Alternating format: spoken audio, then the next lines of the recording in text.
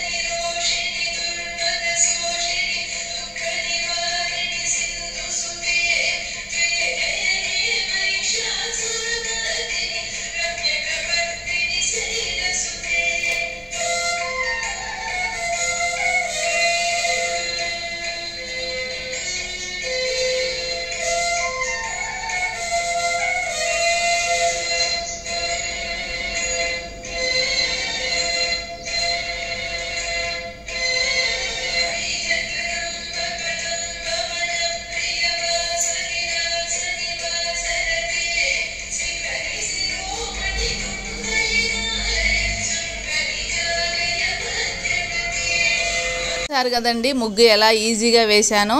తప్పకుండా మీరు కూడా ఇలానే ట్రై చేయండి।